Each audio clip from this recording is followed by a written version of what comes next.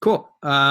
So welcome to Serbo-Croatian or Serbian or Croatian or Bosnian or Montenegrin or Bosnian, Croatian, and Serbian or Serbian and Croatian and Bosnian or any combination of those four.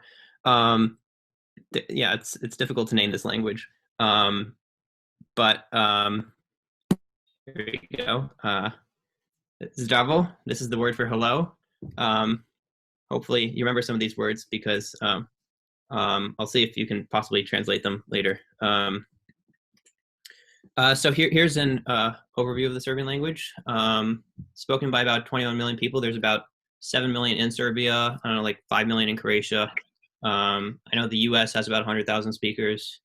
There's a pretty complicated case system. And yeah, depending on who you ask, it's either like one language with four dialects or four languages, each with their own even more specific dialects. Um, Historically speaking, it developed from Old Church Slavonic between the 11th and 16th centuries. And back then it was kind of a mess because people were writing it in all different ways. And in the late 1800s, Vuk Karadžić, who is sort of a Serbian icon, he adopted a phonetic alphabet. So every letter maps to a sound in the language. And he also like made it less scholarly and more like how the people were actually speaking. So there was a huge revitalization of this language, which I will refer to as Serbo-Croatian. In like after World War II, when Yugoslavia became one country and they were trying to like promote unity by having everybody speak it. But after Yugoslavia, various nationalistic actors kind of try to take the language in their own ways, and I'll get more into that later. The classification really differs. Okay, here's a map of where it's spoken. Up here in the north, Vojvodina, that's where my family is from.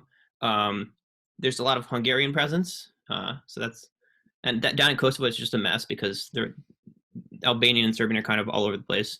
But generally, you can see the outline maps to the four countries: Serbia, Croatia, Bosnia, and Montenegro. So Serbo-Croatian is digraphic, meaning that it has two alphabets. It is the only European language that is digraphic. And as I mentioned, each letter maps to a specific phoneme. There is no sound in Serbian that is not represented with a letter. I have it listed here: A, B, V, G, D, J, E, J, Z, I, J, K, L, J, M, N, N, O, P, R, S, T, Ć, U, F, H, T, Č, J, and Š. And that's rewritten in the Latin-based alphabet below. So there's Cyrillic and Latin-based. Kind of interesting thing about Serbian is that we have these palatal sounds like ny and l, but there's no palatal fricative, which apparently is sort of rare for languages that do have palatal sounds. Normally, if you're going to have a ny, you're also going to have I'm not very good at palatal fricatives, but yeah. So that's it's kind of a fun fact. And then there are retroflexes. So j and ch, your tongue's kind of curled back, and it's really difficult to distinguish between sh and ch and t and ch, which are like four different C sounds. Even as a native speaker, it can be like difficult to catch that. And there are like certain contexts where they're used. This one ch occurs more often than the retroflex version, which you'll see people like my last name Alexic. That's a retroflex sound, but normally it's going to be just ch, the normal affricate. Yes, so these are the alphabets. I'll mostly be just using the Croatian Bosnian alphabet because it is easier to understand as a non-Serbian person. Okay, and here is the case system. So if you know Latin, this will look sort of familiar.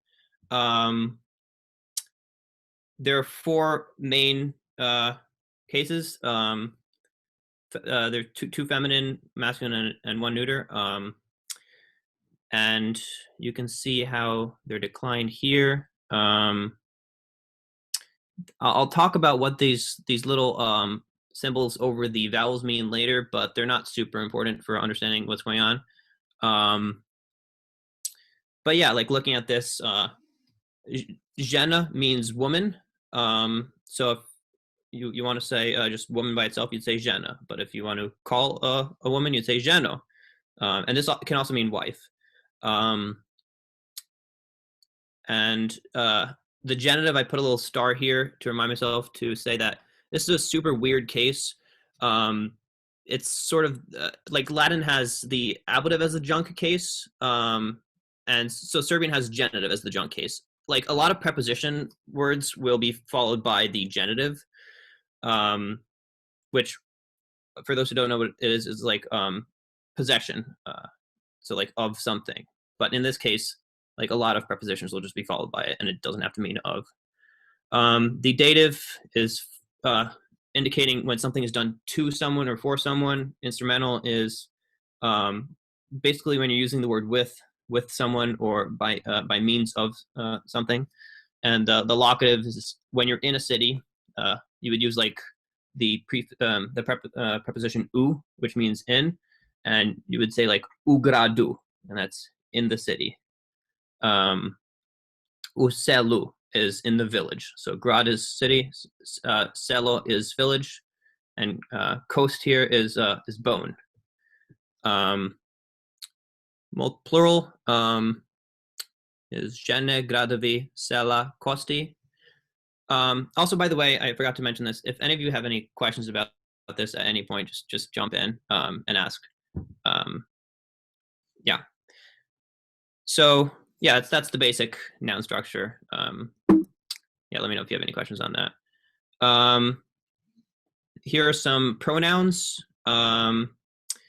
Ya is I, ti is you, on and ona are he and her, me is us, vi is you all, oni, ona, and one are they. And the declensions of this are pretty similar. The cool thing is you see the word nash, which means ours. Because of the weird classification of Serbo-Croatian, a lot of like speakers aren't going to say, oh, you speak Serbian, to another person. They'll be like, je pričaš naše, which means, do you speak ours, or our language is implied. So that's kind of like a cool way that you can ask that without being offensive to somebody who's like super nationalist, or I don't know. Yeah. So these are the general. It's for the instrumental, you're gonna have some like ny sounds at the beginning. Same with locative and down here in the plurals. Cool. Oop. Okay. And here is the verb system. So I'm only giving you the present to simplify things, but there are 7 tenses. It distinguishes between the perfect and the imperfect. Imperfect being something is not completed, and perfect is that something is completed. All of the infinitives will follow these T patterns. Chita T is to read, mali T is to ask, tres T shake, biti to be. And then there's a super weird tense called the aorist, which I think if you know ancient Greek, should be a little familiar. It's meant to imply something simple, and it's sort of rarely used in modern speech today, but occasionally you'll still hear it. So like instead of saying ya odlazim for I go, ya is I and odlazim is go. Or you would say ya odoch, and odoch is the aorist, and it's a pretty rare thing, but you'll see it crop up every once in a while, just super randomly. It's kind of annoying. And yeah, so in the perfect system, you got the present, past, and future one. And the imperfect system, you got imperfect, the pluperfect, and future two. Stefan, you have a question. Yes, I was curious. Is there the pluperfect inside this language? Yes, there is a pluperfect in the imperfect system. So, yeah, some Chitao is like ongoing. I was reading in the past. Yeah. So you see the 7 tenses down here. You can pretty much ignore aorist. Like nobody's going to be using it that much on the street, and if somebody does use it, you'll kind of just figure out from the context. Yes, Blake.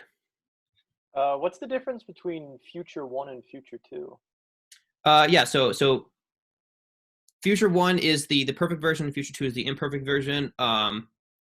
I don't know how to explain this perfectly, but but basically, future one is like saying that you're going to do something, and future two is saying that you're going to be doing something ongoing. Yeah. Future two also doesn't get used as much as future one, I think. Yeah. Generally, if you know like present, past, future, and the stems, you can sort of squeak by. So, yep, these are the words for that.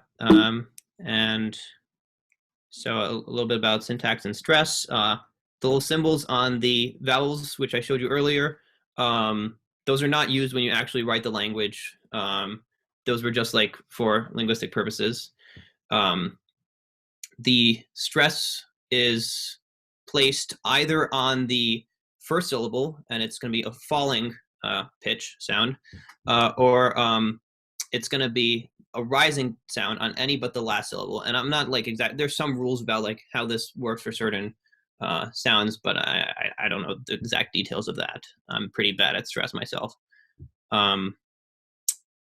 Yeah, and so syntax is subject, verb, object. Ya dam tebi is I give to you. But because of the case system, you can switch it around. Ya tebi dam is sort of emphasizing I to you give. And that's like if you're trying to say I'm giving to you rather than somebody else. So you can switch around the syntax for like emphasis purposes, but normally you're going to do subject, verb, object. And also you can just like emphasize the first word, like ya dam tebi, like I give you. That'll also emphasize that as like I'm the one giving versus somebody else. And another kind of cool thing about Serbo-Croatian that you're not going to be seeing in that many other languages, you'll see in some of them, but like R is syllabic. So like there's an island in Croatia called Krk. It's just KRK. And that's all you have there. Oh, I kind of want to talk a little bit about the types of vowels. So I'm going to sneak back here. Yeah, so there are 5 vowels, A, I, O, E, and U. There's occasionally be a schwa, but it only shows up allophonically. It's not like it's the middle of things that you don't really need to notate with a schwa anyway. So that's why there's no letter for the schwa. And other than that, these are the only 5 vowels. They will be either long or short, but I don't think there's a distinction between the two. Yeah, so you can see in this little chart that I stole from Wikipedia that you can either have a long or a short version of unstressed vowels. Okay. So I don't know if any of you remember these words, but can anybody like take a guess what the first sentence means? Yeah, Blake. Wait, is your hand raised from before or? Oh no, I just put it back up. Yep. Is that I'm in the village? The first one? I am in the village. Ya is the first person pronoun. Sam is am. U is the word for in, and selu is locative. So if I'm gonna go back just to show it that. So here's ya, and then the word for be was somewhere around here. Ya sam. So I wanted to mention this. You could say "Ya yasam uselu," but yasam is only when you're emphasizing. So yasam uselu means I am in the village, but yeah, yasam uselu means I am in the village. And back to selu, you see the locative ending. Cool. Anybody know? Want to guess at Timalish Jenu? Yes, I can't see your name because this Zoom is not showing me. But somebody Oh, raised it's their me. Yes. Is it you ask the wife? You ask the wife or you ask the woman? Yes. So Molish can. I use this verb because it's a little easier to show you than the other word for ask, pitati. But this is more Molish sometimes in a religious context. You can definitely still use it outside of that, but like it'd be like if you want to pray to God, you would be like Molinte Gospodo, and that means I beg of you, sir, but Gospodo means like Lord there. Yeah, so Molish, I'll scroll back to there. Where was I? Oh, okay, here. Moliti, so T Molish, T means you. Molish is the second singular. And Janu is the accusative of wife or woman. Okay. Costi mise tresu. Anyone?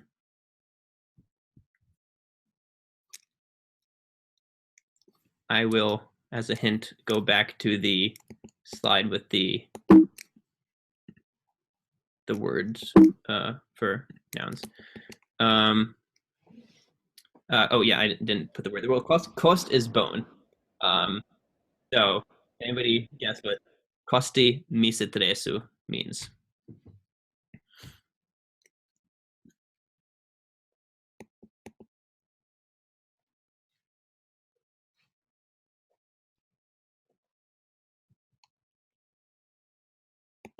So if tresu is shake and cost is bone, and the word me can be reflexive for myself.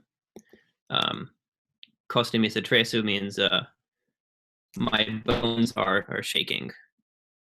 And so I threw this in. Zdravo Adame. Does anybody remember what Zdravo means from the start? Stefan. Hello, Adame. Bravo, Stefane. Yes. So that's the vocative. Like whenever it's like dinner time or my mom's angry at me, she'll say Adame. And you want to greet someone, you'd say Zdravo. So that's a thing you'll hear when somebody's being called or greeted or something. And if anybody remembers Chitash Ugradu, the words for that, I will. Gradu is city. You'll see it in words like Belgrade, which is literally white city, the capital of Serbia, Belgrade. And the verb chitash is to read. So anybody want to take a gander? Yes, Blake.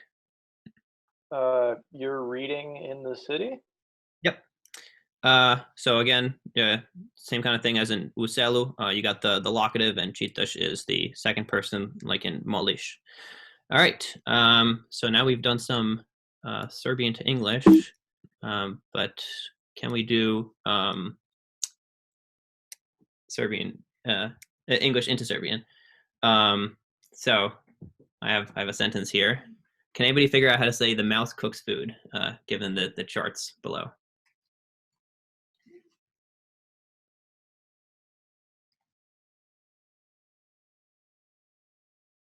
Oh, I should probably tell you what the word mouse is. Oh, no, it's up there. Okay, never mind.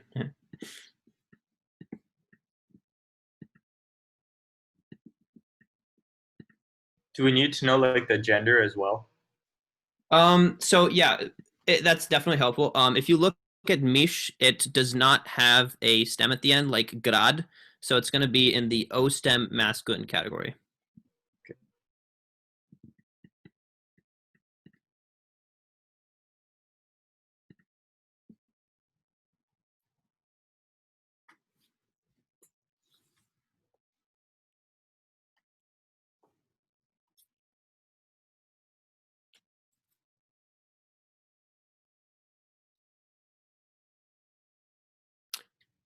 Also, the word kuvati is Serbian. In Bosnian and Croatian, you would say kuhati. With the h is a velar fricative rather than the glottal fricative that we know for h. H, kuhati. Blake. I think it would be Mish kuva hranu. Correct. Yes. So mish is the nominative, so it's going to stay the same way. Kuva or kuha is the third person singular because it follows the ati verb stem. And hranu is you saw that hrana is feminine, so hranu is the accusative of the feminine case. So yes, here's another practice sentence.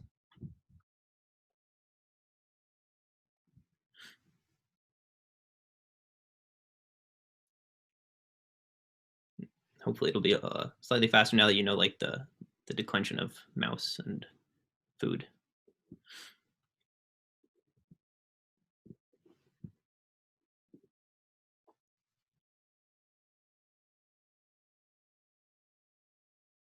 Also, if anybody's like confused about this, I can clarify further, like how the case stuff works.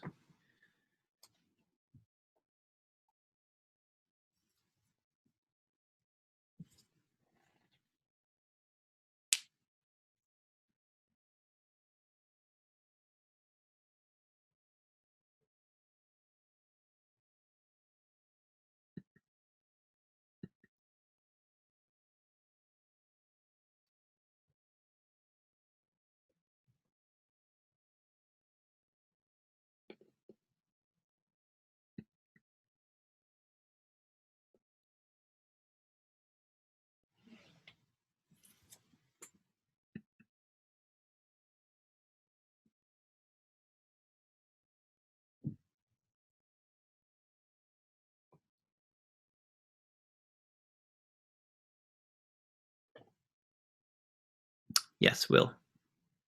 Or do you prefer William? Either way is fine. I'm not sure if this is right, but datum hrana mishu. That's really close. So datum da is like a little bit weird. You drop the t and you add on an m, so it's dam. The ya is optional. So it would be like ya dam hranu mishum. So the hran I think you had food in hranum instrumental. Hranu is accusative because it is the subject of the sentence.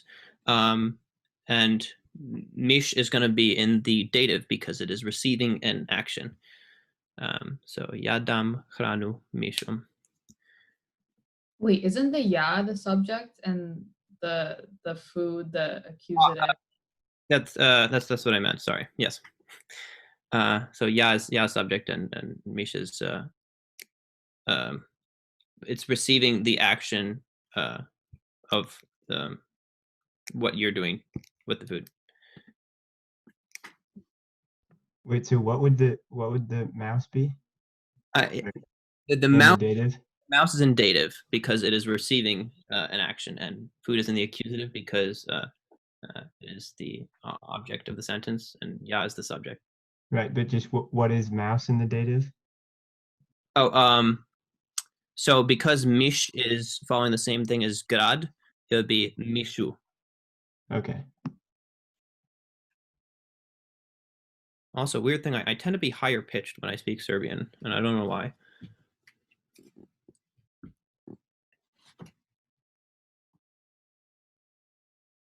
Have you met anyone at Harvard who speaks Serbian?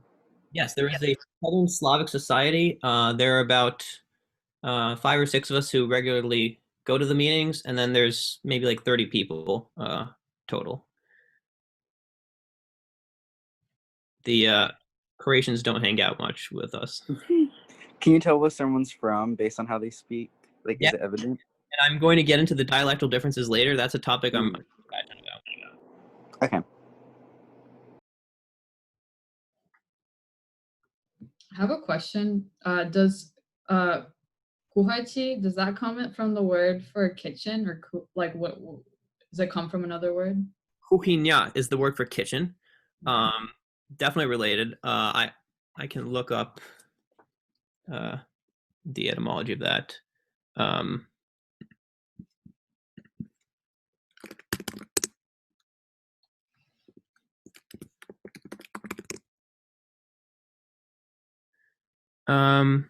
Wow, it actually comes from Old High German and is related to a Haitian Creole word for pig. That's really random. But yeah, both kuhinya and kuvati and kuhati come from a Proto-Slavic word meaning cook. Oh, sorry.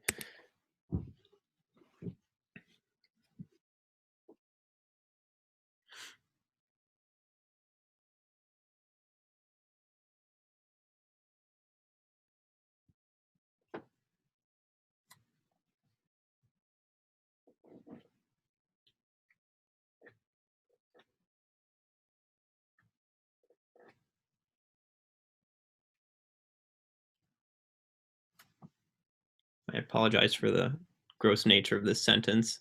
I was just trying to use these words to show like all the different ways.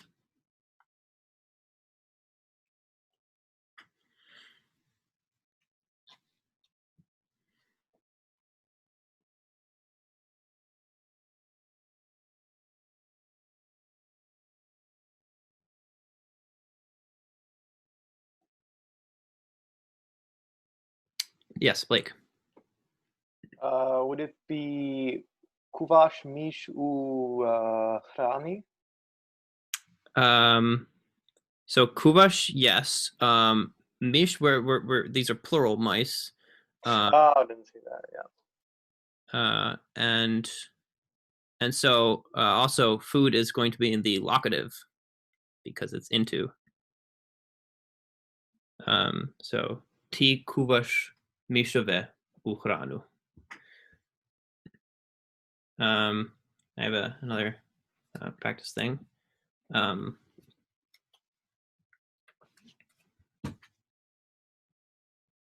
And sort of like in Latin, if you just want to say like the man is the horse, you just say chovek ye coin, keep both of them in the nominative.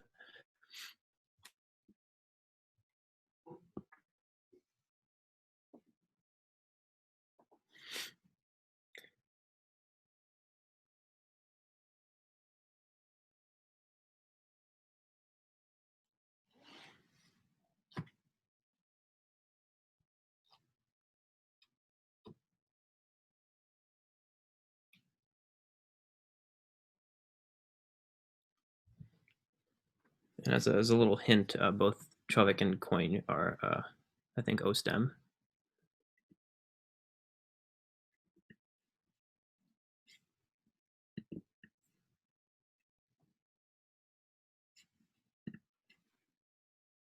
This might have already been answered before, but how do you tell can you tell from looking at it what kind of stem it's going to be?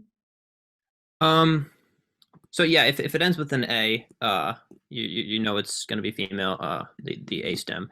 If it doesn't have an ending, it's going to default to be masculine, I think, or I don't know, because you could technically have the I stem female, but that's like rarer, so you just kind of have to vibe that out, I think. I don't know. I'm as somebody who's like naturally spoken this and only recently started learning like how the cases work. I can't like say 100% like how you would know. I think you're just gonna have to like know the word. Okay. But both horse and man are masculine.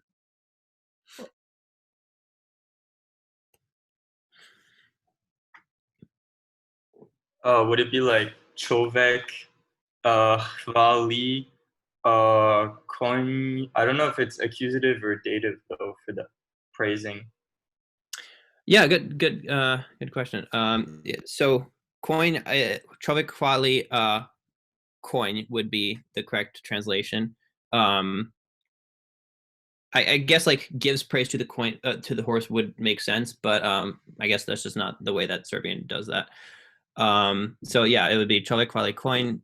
Coin is an accusative, but it's going to be the same as the nominative because that's how the O stem works. Yeah, and like zahvali would be to thank, and pohvali would be like another kind of praising. So Serbian really likes to play around with prefixes to change the meaning of words.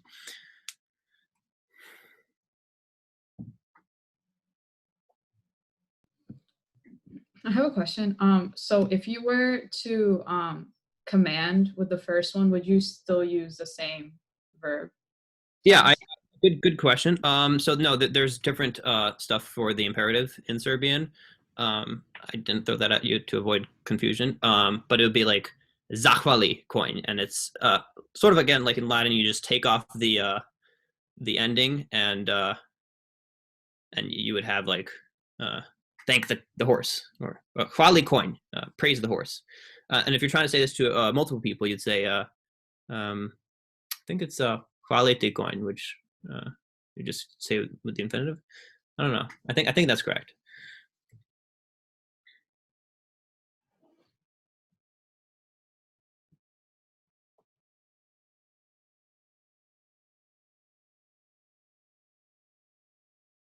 But also, now that I think about it, it's going to differ on the conjugation. So, like, if I'm ordering you to read, I would say chitai, and that ends with a Y. But hvali, it wouldn't make sense to attach a Y at the end of an I, so you don't.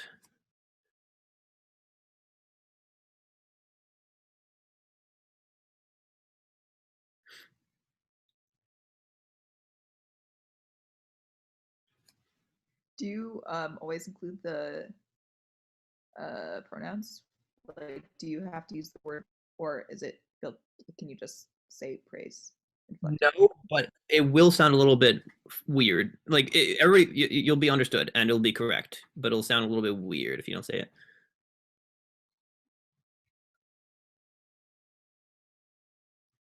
And like for the there's no, yeah.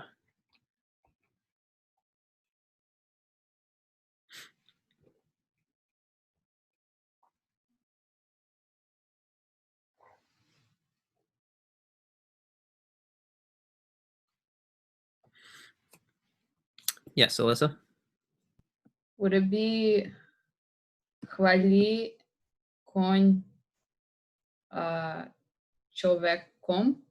Oh wait, no, hold on. Hvalimo Hvalimo? coin čovekom. Hvalimo coin s čovekom.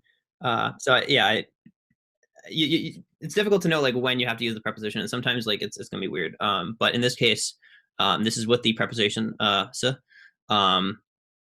Hvalimo coin s čovekom. Čovekom is in the instrumental because it's with the man. Hvalimo is the plural first person, and coin again is in the accusative. But this is kind of, I have to warn you that a lot of prepositions are going to be taking the genitive, and I think we'll see that soon. Here's another fun one.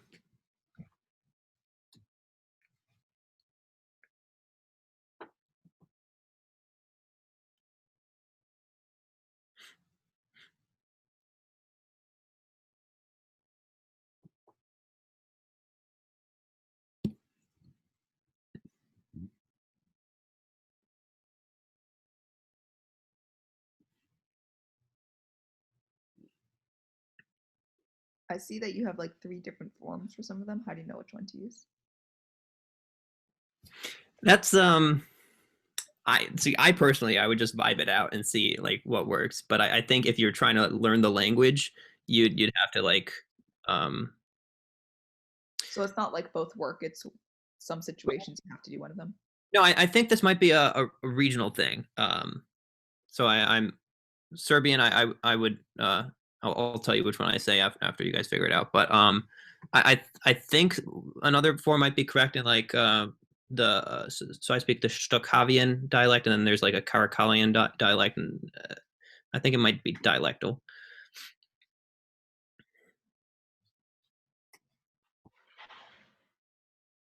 But I think no matter which one you use when you translate this, you will be correct.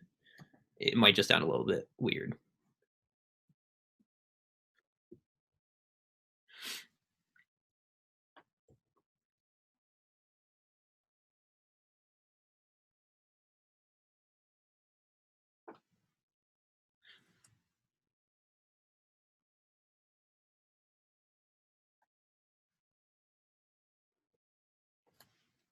A good way to translate R is the horse of us.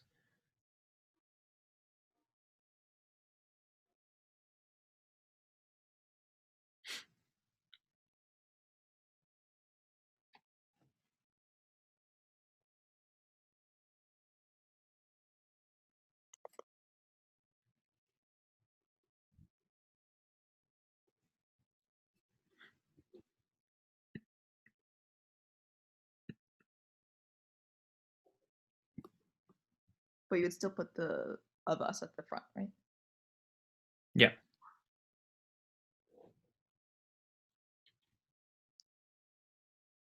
That's an example where you really kind of do abstract word order, because if you say, yeah, I don't want to say it, but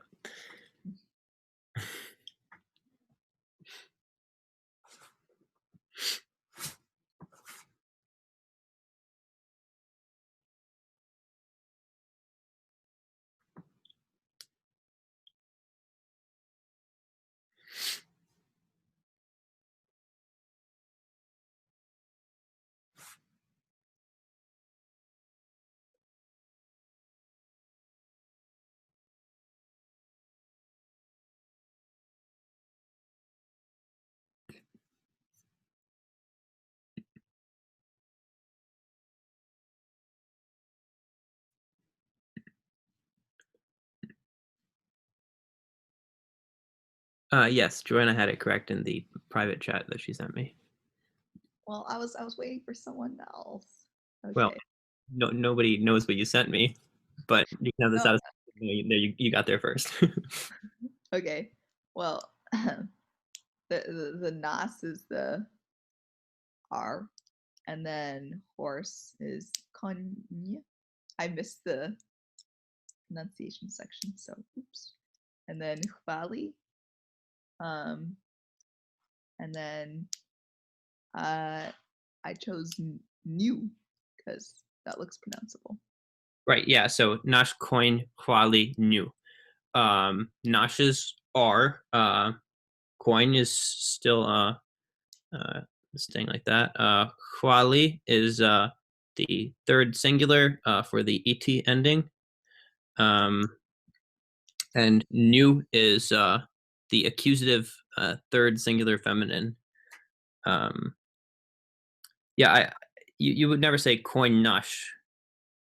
I guess it theoretically like would still like if you would convey the meaning, but like it would just be really weird to say. Yeah, and the ny sound is the palatal nasal. Ny. I always love that sound. Okay, this is the last one before we get into the dialectal differences section. Let's see if you can figure out this. Also, this sounds a lot like Russian. Knowing very little Russian. Yeah. Yeah. We have noticed before that your Russian is similar to my Serbian.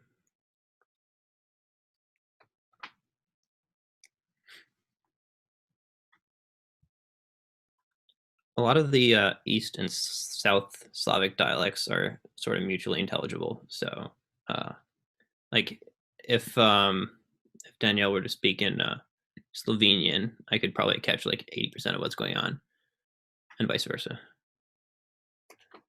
And like Ukrainian, I can sort of get like half of what my aunt says.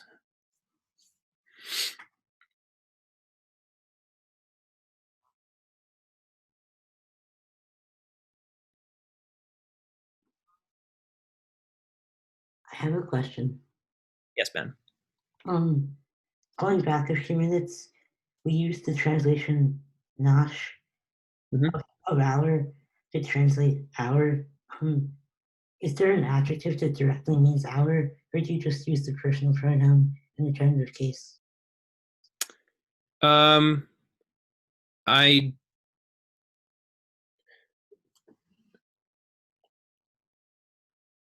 I think like you just use the pronoun. Yeah. I don't really know about an adjective meaning ours. Okay. Okay, that's interesting. I know that I could be like completely wrong. Like yeah. I know that a lot of languages they use the transitive personal pronouns for possession, and they also have possessive adjectives. I can look this up, but yeah, Like in Latin with suus, sua, suum versus eus. right. William. Oh, sorry, I didn't mean to interrupt. I was just going to try to translate the sentence. Please. So I think it's Dziewojkę. How do you say? So that's, Devoyka is how I would say it. Yeah, With Devoyka. gotcha. So Dziewojkę. Is this the C with the dash? What sound does that make? Yeah. Cha? Yeah. Okay, so Trčaju u Beogradu. Devoyka Trčaju u Beogradu. Nice. Yes. So a few things going on there. One, I kind of snuck in a Croatian word, Djevojka. The Y after the D is like exclusively something you'll see in their dialects, and in Serbian you say devojka. And I'll go more into detail on the dialectal differences later. But so the Y sound will always be a palatal glide y. There's no the j sound is like a DZ in the Latin script, so that's a j. You have turchayu, that is the correct third plural of the ati ending. U is in, and Beogradu is the locative. So nice. And it is Beogradu in Serbian. The English people, I guess, thought that the O was an L. I really don't know why. But yeah, Belgrad, white city. So you also learn the word for white there. Yes. So I'll give you this last sentence, and then I'll look up the adjective stuff.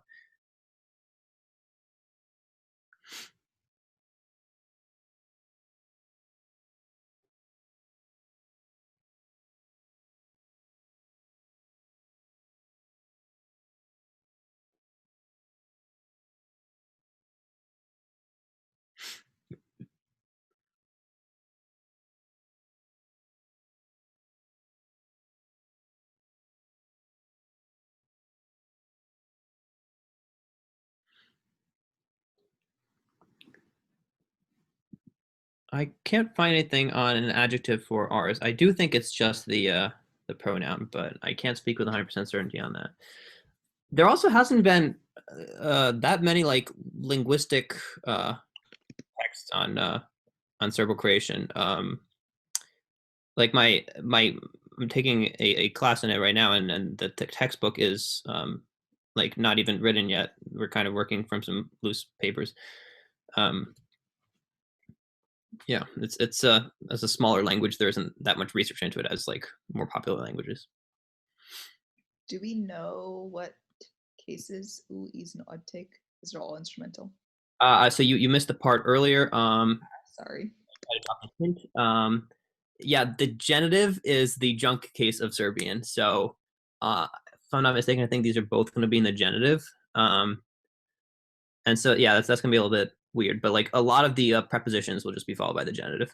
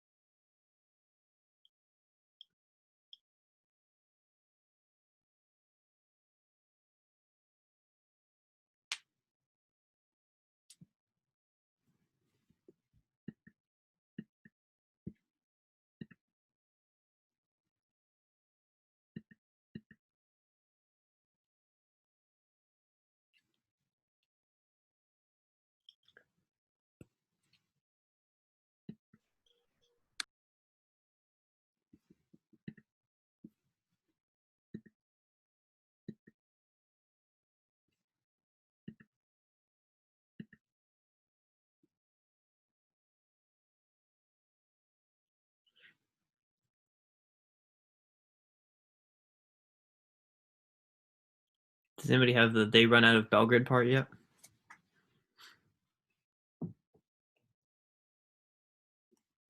Will? Yeah, so I think it's Trčaju iz Beograda o djevojke. Correct. Yeah, that's really good. Yeah, that's actually a pretty good accent too. Oni is optional. Trčaju is they run, and it follows the ati ending. Iz Beograda. You'll notice grada is the genitive for city. And od is away from, and then devojka is that's the feminine, and devojka, sorry, and that's the genitive. So yes, now you know that the genitive is weird in Serbian. And good work, team. I think we've learned Serbian. So some stuff, most of which I've already covered. The regional variation here is very interesting. All of these countries are controlled by like super nationalist right-wing people, and each of those super nationalist right-wing people are trying to like promote their own nationalistic unity through changing the language in a peculiar way. So Croatia is trying to create a bunch of new words from old Slavic roots. They have a prize given to some person each year for just creating a new word from Slavic roots. They try to avoid borrowings from like Turkish and German and stuff. But like Serbia is like they love old Turkish words because they sort of reflect the history under the Ottomans. So like there would be words like tanjer, papir for dish and paper, and those are Serbian Turkish words. There are, I think, over 7,000 Turkish words. I don't know what percent, but anyway, Serbian has a lot of Turkish words. That's the idea, and German and English, and it's kind of a mess. All the languages are getting like English borrowings because of like technology words that they didn't have. So another thing, we noticed the palatization earlier. Croatia and Bosnia have y sounds randomly in the middle of words. And honestly, Serbian is easier to learn because you don't have to worry about where to put the y's. But here's an example. Like the word for child in Serbian is dete, and in Croatian it's dijete. And in the word for river is reka in Serbian, and it's rijeka in Croatian. And that's also the name of a Croatian city. To want is hteti versus htjeti. And then like just some other like random things where you can still kind of like recognize that's the word, but it just looks a little bit weird if you speak a particular dialect. So profesorka would be I think Serbian, and profesorica is Croatian for female professor. Opština, or your career, job, I think, or occupation. Opština is the Serbian word, and opcina is the Croatian word. So they're like little differences, but like very mutually intelligible. Anybody in Serbia can understand anybody in Croatia, even the weird people in southern Serbia who speak like with really thick accents. And in terms of alphabet, the Croatian government only uses the Latin-based alphabet. The European Union only recognizes Croatian, so they only have the Latin version in the European Union. But Bosnia and Montenegro use, and Serbia is trying to only use the Cyrillic alphabet, but on the internet that's super impractical, so people know the Latin-based alphabet anyway there. So a cool thing that happened in 2017 was the Declaration on the Common Language, which was a bunch of linguists, including Noam Chomsky, who got together and signed a document saying like, these are the same languages and the governments are being stupid.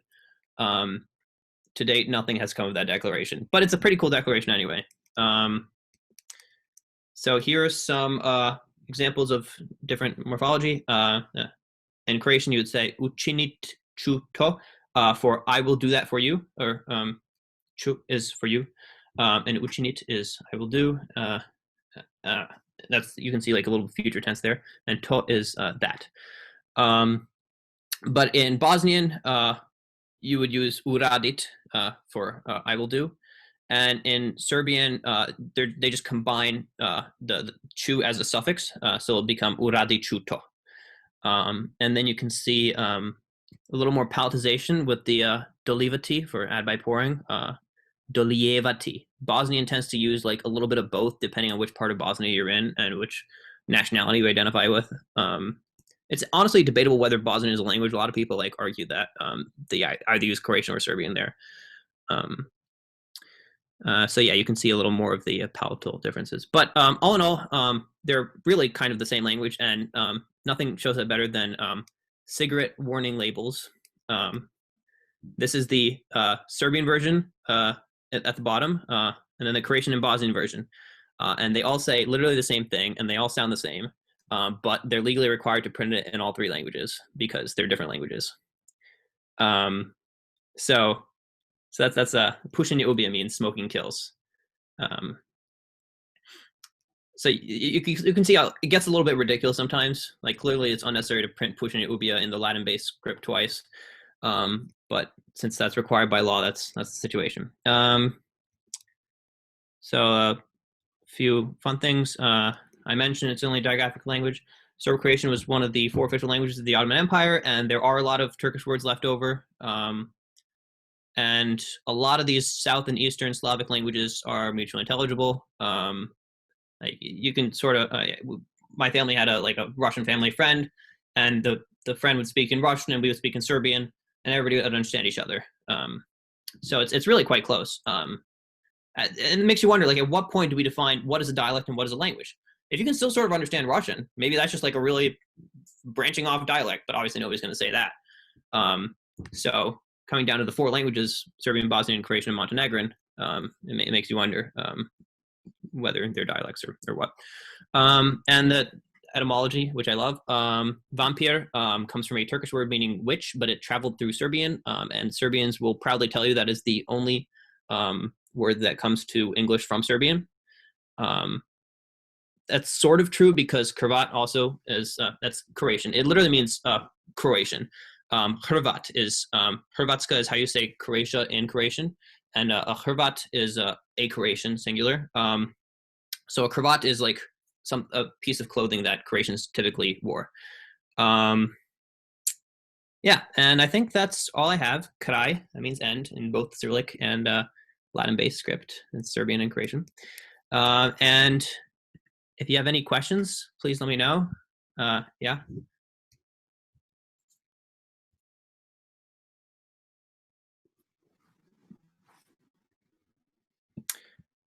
If not, that is cool. I have links for you to sign up at, because you should sign these. Sign up for our talks with Chomsky and Paul Fromer. Fromer will be meeting us during the normal meeting time at 6 p.m. on Tuesdays, but we're not sure exactly which day in November yet. Still, we need ideas for like stuff to talk about, because he's very open to suggestions. Also, if you want to give your own little mini presentation in the future, we're thinking about like, depending on whether we get funding from like the UC, we might incentivize you to give presentations by giving out like free merch if you do that.